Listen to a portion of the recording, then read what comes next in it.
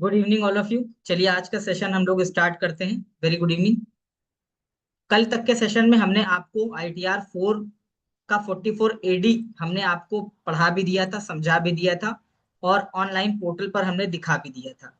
और आज की ITR में हम अब आपको ITR 4 में जो बचे हुए टॉपिक्स थे उसके बारे में आपको हम पढ़ा देते हैं। चलिए, इनकम टैक्स पोर्टल पर हम लोग थे, हमने लॉग इन कर लिया था, मेरा ही ITR।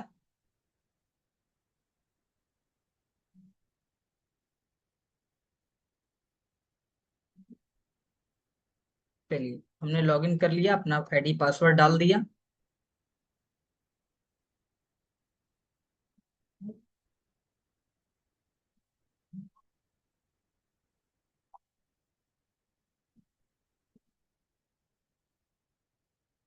चलिए, असेसमेंट ईयर 25-26 ऑनलाइन फाइलिंग करेंगे, कंटिन्यू करेंगे। अब कल हमने 11 अगस्त को जहां से छोड़ा था वहीं से इसको रिज्यूम करेंगे। ठीक हो गई बात। चलिए, हम लोगों ने कल ग्रॉस टोटल इनकम का टॉपिक करना था और हमने आपको ये करवाया था। कल हम लोग कहाँ पर थे? सेक्शन 44 AD पे थे। मैंने आपको AD पे बताया था कि हर्ष इंटरप्राइजेज हमारी एक फर्म थी जो कि बुक सेलिंग का काम करती थी। 3 करोड़ का हमने पूरा टर्नओवर डिक्लेयर किया था, जिसमें से जो हमारा नॉन कैश वाला पोर्शन था उसका 6% प्रॉफिट डिक्लेयर किया था और कैश वाले का 8% डिक्लेयर किया था। और टोटल 18,60,000 रुपए मेरा प्रॉफिट आ गया था। इस प्रॉफिट पर मुझे टैक्स देना था। ठीक हो गई बात। चलिए, अब हम आते हैं सेक्शन 44 ADA पर। ADA पहले हम यहाँ से इसको इनेबल करेंगे, फिर हम ऐड अनदर करेंगे और अब हम यहाँ पर बिजनेस को ऐड करेंगे। अब मान लीजिए ये आकाश मेहरोत्रा का बिजनेस है और आकाश मेहरोत्रा के बिजनेस का नाम क्या है, फर्म का नाम क्या है? वो फर्म का नाम है आकाश मेहरोत्रा एंड को। ठीक हो गई बात। और ये क्या काम करते हैं? अब हम आपको यहाँ पर बता देते हैं कुछ बातें, जो बातें हमने पहले छोड़ दी थी। जैसे कि कितने ऐसे प्रोफेशंस हैं जो कि 44 AD में अलाउड है। सबसे पहला, सॉफ्टवेयर डेवलपमेंट वाले। कुछ और प्रोफेशनल्स भी हैं जो कि अलाउड हैं। कोई सॉफ्टवेयर कंसल्टेंसी देने वाले, डाटा प्रोसेसिंग करने वाले, database and distribution of electronic content, मतलब यूट्यूबर। ठीक है। IT इनेबल्ड सर्विसेज देने वाले, BPO की सर्विस देने वाले, फोन कॉल वाले जो होते हैं, या फिर कोई अकाउंटिंग या कंप्यूटर मशीनरी से जुड़ा काम करने वाली, मतलब हम लोग, लीगल प्रोफेशन मतलब लॉयर, अकाउंटिंग और ऑडिटिंग मतलब CA, टैक्स कंसल्टेंसी मतलब लॉयर या फिर कोई और भी हो सकता है, आर्किटेक्चरल प्रोफेशन मतलब सिविल वाले, इंजीनियरिंग और टेक्निकल कंसल्टेंसी मतलब सिविल इंजीनियर, मैकेनिकल इंजीनियर, सारे इंजीनियर्स आ गए। फैशन डिजाइनिंग वाले भी अलाउड हैं, इंटीरियर डेकोरेटर भी अलाउड हैं, फोटोग्राफी करने वाले भी अलाउड हैं, बिजनेस और मैनेजमेंट कंसल्टेंसी वाले भी अलाउड हैं, सेक्रेटेरियल एक्टिविटीज वाले भी अलाउड हैं, मेडिकल प्रोफेशन वाले भी अलाउड हैं, सुपर स्पेशलिटी हॉस्पिटल वाले भी अलाउड है, नर्सिंग होम भी अलाउड है, डायग्नोस्टिक सेंटर भी अलाउड है, पैथोलॉजी वाले लेबोरेटरीज भी अलाउड है, मेडिकल क्लिनिक भी अलाउड है, डेंटल प्रैक्टिस करने वाले भी अलाउड है, आयुर्वेद वाले भी हैं, यूनानी भी है, होम्योपैथिक वाले भी हैं, नर्स भी हैं, वेटरनिटी हॉस्पिटल, कुत्तों उत्तों वाले, जानवरों के जो हॉस्पिटल होते हैं, मेडिकल एजुकेशन वाले भी अलाउड हैं, मेडिकल रिसर्च भी अलाउड है। कोई भी और ऑल्टरनेटिव मेडिसिन में प्रैक्टिस कर रहे हैं, जैसे कोई ऐसी मेडिसिन में कर रहे हैं जिसको अभी तक मान्यता नहीं मिली है, उसको भी यहाँ पर ऐड कर दिया। ठीक हो गई बात। अब कुछ हो सकते हैं घरेलू नुस्खे वाले जिससे कुछ इलाज सही होते हो, मान्यता तो नहीं है लेकिन इलाज तो हो जाता है भाई। चलो, इंडिविजुअल आर्टिस्ट एक्सक्लूडिंग ऑथर्स, जैसे कि सलमान खान का ITR अगर आप भर रहे हैं, ठीक हो गई बात, शाहरुख खान का आप ITR भर रहे हैं, आर्टिस्ट हैं, इंडिविजुअल लेवल पर काम कर रहे हैं।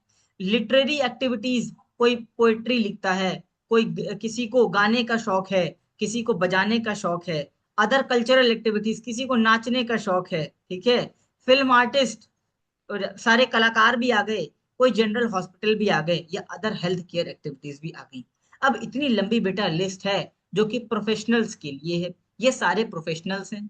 क्या इसमें कहीं पर भी वो पंडित जी आए हमारे एग्जाम्पल वाले, जो हमने बताया था कि पंडित जी के पास भी स्किल तो है, लेकिन क्या वो स्किल 44 ADA में क्या वो ऑप्ट कर सकते हैं? द आंसर इज नो, नहीं कर सकते। वही लोग कर सकते हैं जिनको इस लिस्ट में अलाउ किया गया है। अब मैं चूंकि अपना मैंने एग्जांपल लिया है तो मैं आपको अकाउंटिंग और ऑडिटिंग का मैं बता देता हूँ, और मैं यहाँ पर लिख देता हूँ कि भाई मैं ऑडिट करता हूँ। ठीक हो गई बात। मैंने इसको सेव कर दिया। अब मैं वापस से शो डिटेल करूंगा और मैं उसमें क्या करूंगा, मैं उसमें अब एडिट करूंगा। चलिए, मैं उसमें क्या करूंगा, अब एडिट करूंगा। अरे,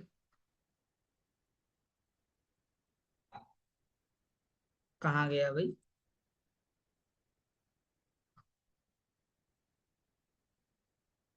हम्म,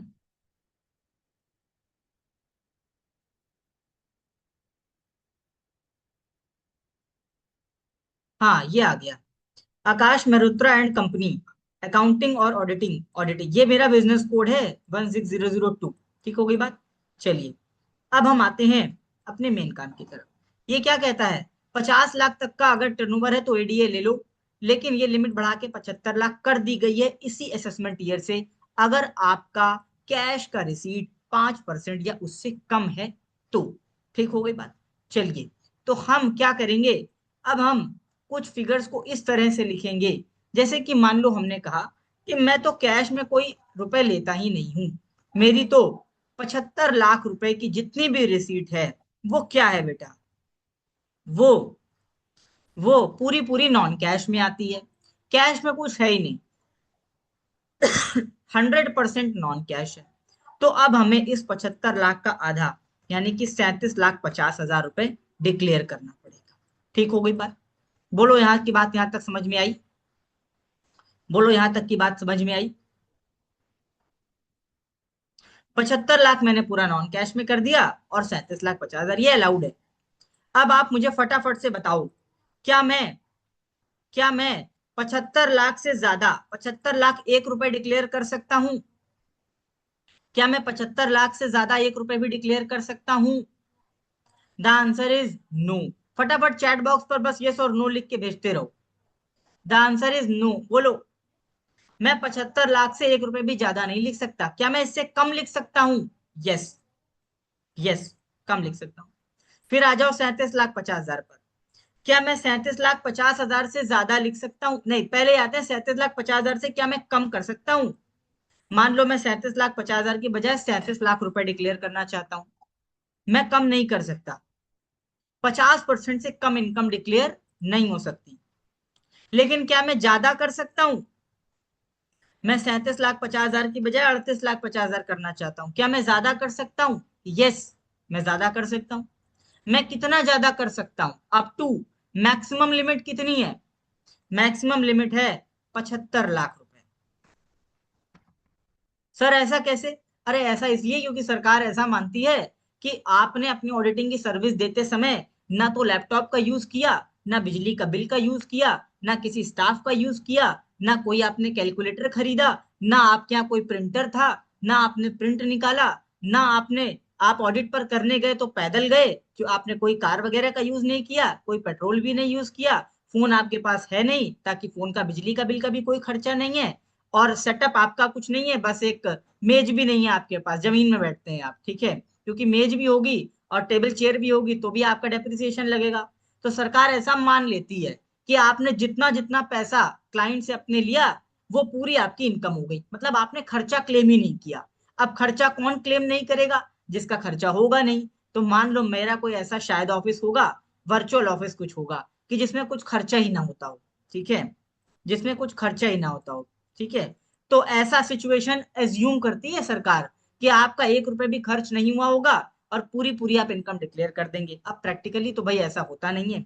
स्टाफ आता है तो उसको चाय पानी भी देना पड़ता है, क्लाइंट आता है तो उसको भी चाय पानी देना पड़ता है।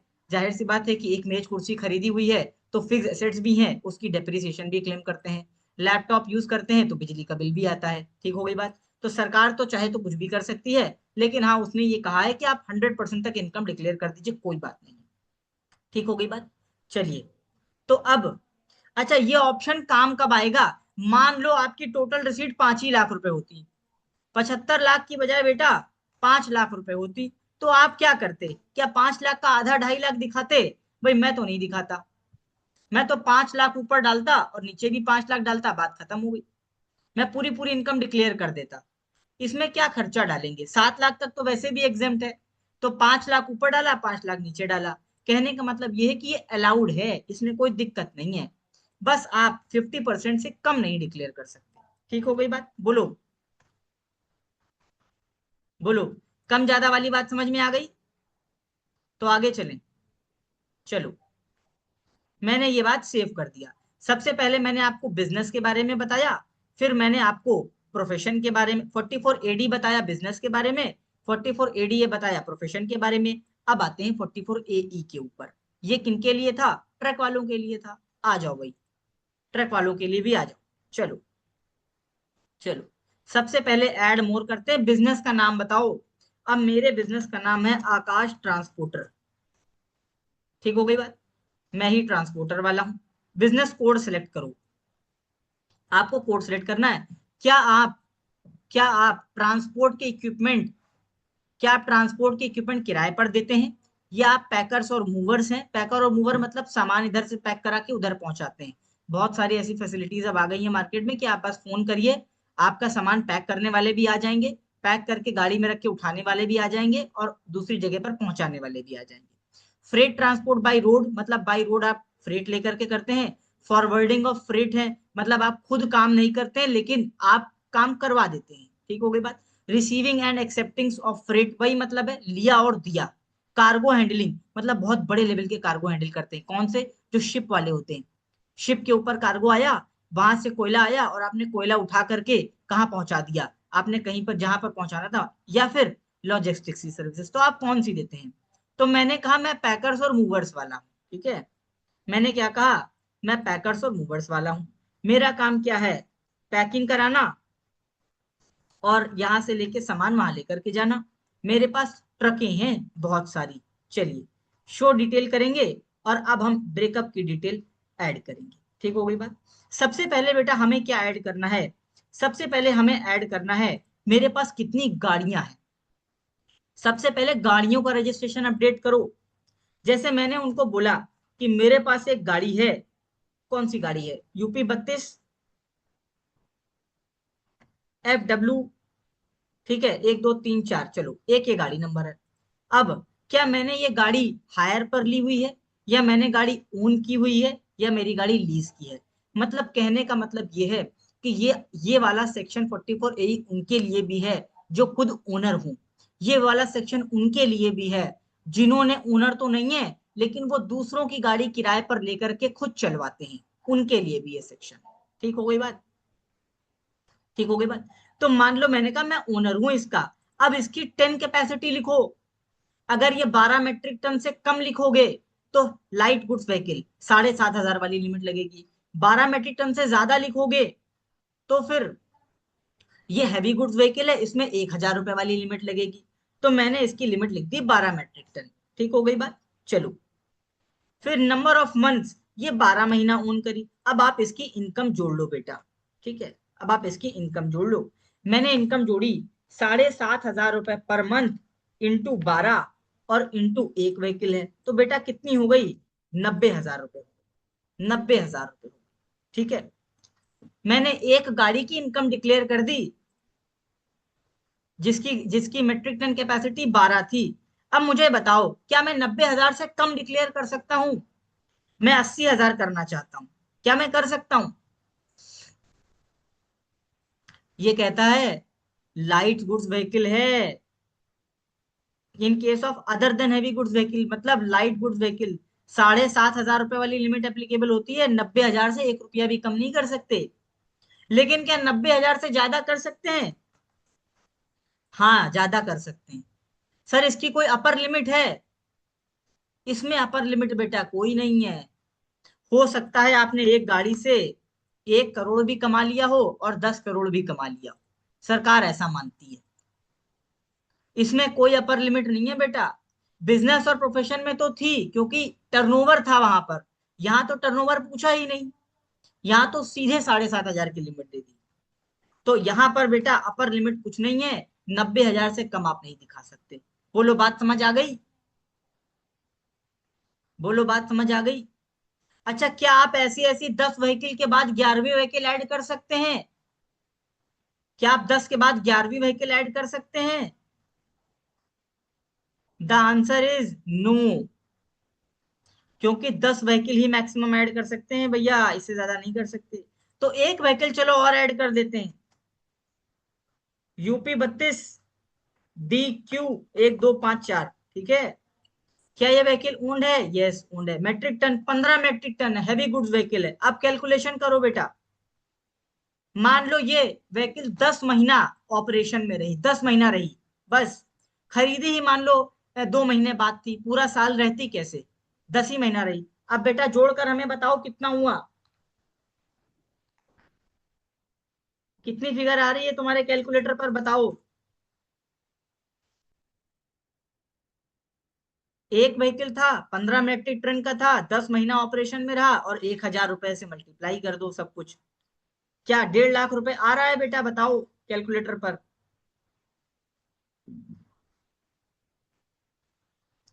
बताओ बेटा, 1.5 लाख रुपए आ रहा है क्या? नहीं आ रहा हो तो बताओ, फिर कैलकुलेट करवाएं। यस और नो में आंसर करो, फटाफट आगे चले। फटाफट आंसर करो, यस और नो में आगे चले। आ गया, बहुत बढ़िया। चलो, अब मैंने तीनों इनकम आपके साथ डिस्कस कर ली। 44 AD भी कर लिया, ADA भी कर लिया, AE भी कर लिया। बेटा सैलरी मैं पहले ही करवा चुका हूं, अब मैं सैलरी को डिस्कस नहीं करूंगा। अगर किसी को कोई कंफ्यूजन है तो वो मेरी पुराने वाले लेक्चर देख ले। मैं हाउस प्रॉपर्टी पहले ही करवा चुका हूं, अब मैं हाउस प्रॉपर्टी को डिस्कस नहीं करूंगा। Interest on borrowed capital 2 lakh का मैक्सिमम, ये भी मैं पहले बता चुका हूं, अब मैं इसको डिस्कस नहीं करूंगा। इनकम फ्रॉम अदर सोर्स, बेटा ये भी मैं पहले बता चुका हूं। डिविडेंड की इनकम, सेविंग की, डिपॉजिट की, इनकम टैक्स रिफंड, ये भी मैं अब डिस्कस नहीं करूंगा। ठीक हो गई बात?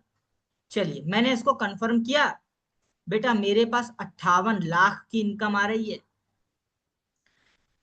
फिर मेरा अगला क्या था? Disclosure of exempt income. मेरे पास मेरे पास बेटा, अब एक बात यहां पर समझना, या ऐसा करो, चलो, ये वाला एक अच्छा टॉपिक है, इंपॉर्टेंट टॉपिक है। आप लोग नेक्स्ट वाला लिंक ज्वाइन करिए, मैं नेक्स्ट लिंक से आपको ये वाला टॉपिक अब कवर करवा देता हूँ। ठीक हो गई बात? ये एक नई बातें हैं कुछ, मैं सोच रहा हूँ कि नए सेशन से लूँ। ठीक हो गई बात? चलिए, नए सेशन में आ जाइए। Thank you so much.